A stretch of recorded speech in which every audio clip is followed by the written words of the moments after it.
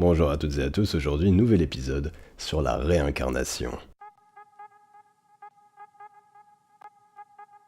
Avant de commencer, une petite définition s'impose. La réincarnation est le concept philosophique ou religieux selon lequel une part d'un individu commence une nouvelle vie dans un nouveau corps ou sous une nouvelle forme après chaque mort biologique. Cette définition est très vague, car dans les faits, les croyances sont diverses et lorsque l'on parle de réincarnation, l'on ne parle pas toujours de la même chose. Pour certaines personnes, la réincarnation serait issue d'un quiproquo, d'une déformation de croyances plus anciennes tout à fait différentes. Rien ne se perd, rien ne se crée, tout se transforme. Si la célèbre formule est récente, l'idée, elle, ne date pas d'hier. Nombre de nos lointains ancêtres avaient bien compris qu'après notre mort, notre corps retourne à la nature et se retrouve réellement dans les plantes et les animaux.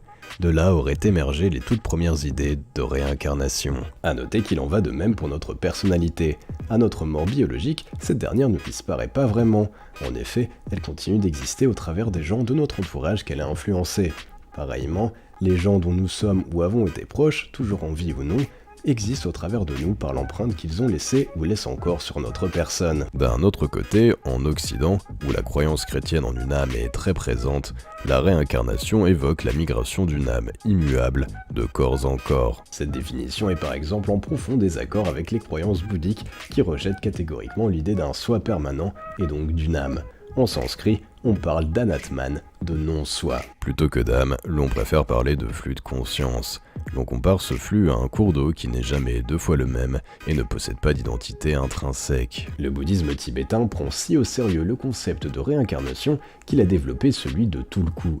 Les Tulku sont des personnalités religieuses censées être la réincarnation d'un maître spirituel disparu et qui sont prédéterminés à recevoir dans leur vie l'autorité dont ils jouissaient dans leur vie précédente. Le plus connu d'entre eux aujourd'hui est Tenzin Gyatso, le 14e Dalai Lama.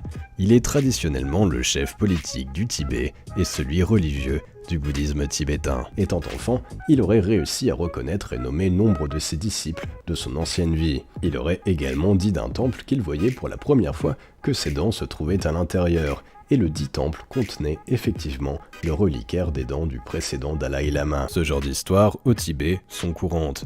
Il ne faut néanmoins pas oublier que le bouddhisme tibétain est constitué de 4 écoles différentes et que la sélection d'un chef politique et religieux sur la base de la réincarnation fut pendant longtemps un moyen efficace d'éviter les conflits et querelles de pouvoir.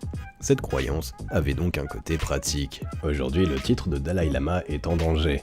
En effet, la Chine essaie d'utiliser cette tradition afin de choisir elle-même le prochain chef politique du Tibet.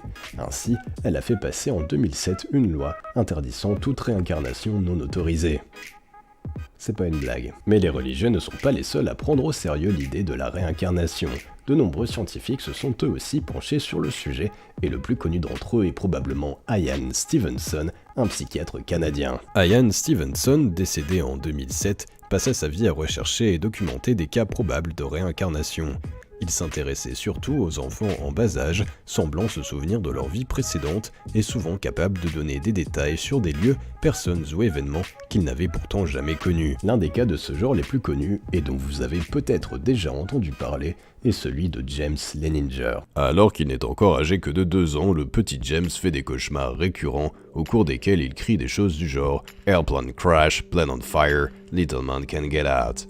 Ses parents s'en inquiètent, mais sans plus. Or, un jour qu'il observe des modèles d'avions avec sa mère, cette dernière lui en montre un en lui disant « Regarde, celui-là a même une bombe attachée en dessous ». James, qui sait alors tout juste marcher, lui rétorque qu'il ne s'agit pas d'une bombe, mais d'un réservoir détachable. L'information s'avère être vraie et tout le monde se demande où il a pu obtenir ce genre de connaissances. Alors que ses cauchemars continuent, sa famille finit par l'interroger.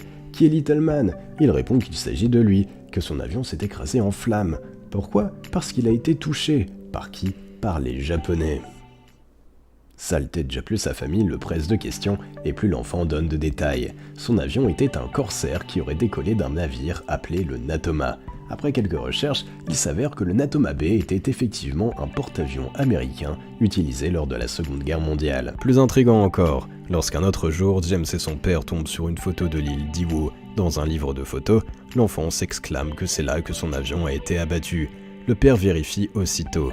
Le Natoma B s'est bel et bien trouvé dans les environs de l'île en 1945. Et lorsqu'on l'interroge sur ses camarades pilotes de l'époque, l'enfant est capable de donner les noms de parfaits inconnus de soldats parmi tant d'autres, dont les noms figurent pourtant bel et bien sur les registres de l'armée américaine concernant le Natoma Bay. Un autre cas intéressant et très documenté est celui de Shanti Devi. Née à Delhi, la jeune Shanti Devi parlait beaucoup à ses parents d'une vie qu'elle aurait menée dans la ville de Mathura, où son mari possédait selon elle une boutique de vêtements. En grandissant, elle en vint même à réclamer de pouvoir se rendre là-bas pour retrouver ce dernier, ainsi que leur fils. Sa famille, intriguée, finit par obtenir d'elle le nom de son soi-disant époux. Alors je vous le mets là, mais j'essaierai pas de le prononcer. Ici je vous passe les détails, mais une rencontre est organisée à Delhi entre l'homme, qui existe bel et bien, et Shanti Devi. Après avoir discuté un peu avec cette dernière, il finit par être persuadé qu'il s'agit bel et bien de sa défunte épouse, décédée lors de l'accouchement de leur fils, car Shanti Devi aurait connaissance de faits uniquement connus de lui et de sa femme. L'histoire s'ébruita dans les médias et parvint jusqu'aux oreilles de Mahatma Gandhi lui-même, lequel réunit un comité de 15 personnes d'importance, dont des parlementaires, des leaders nationaux et des journalistes, pour étudier le cas de la jeune fille. Ils l'emmènent à Mathura, où les événements inexplicables s'enchaînent. La petite fille reconnaît aussitôt qu'elle les voit différentes personnes de son ancienne vie sans qu'on lui dise au préalable de qui il s'agit. Elle est capable de guider un chauffeur de pousse-pousse de la gare jusqu'à la maison de son mari, et elle est même capable de citer sur le trajet tous les changements survenus dans la ville depuis sa naissance. Alors, est-ce que toutes ces histoires sont des hoax ou des preuves? J'attends votre avis dans les commentaires. Beaucoup de personnes sont très critiques vis-à-vis des maîtres bouddhistes qui prétendent pouvoir reconnaître les réincarnations des gens et les travaux de gens comme Ian Stevenson en prétendant que les preuves apportées ne sont pas irréfutables. Mais le fait est qu'on ne pourra probablement jamais prouver la réincarnation scientifiquement. On va pas tuer des gens en laboratoire et espérer retrouver leur réincarnation.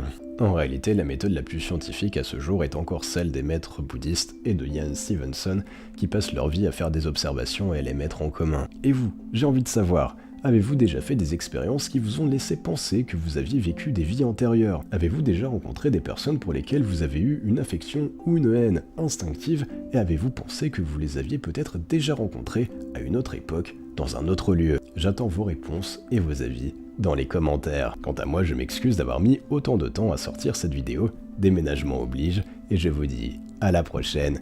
D'ici là, restez zen.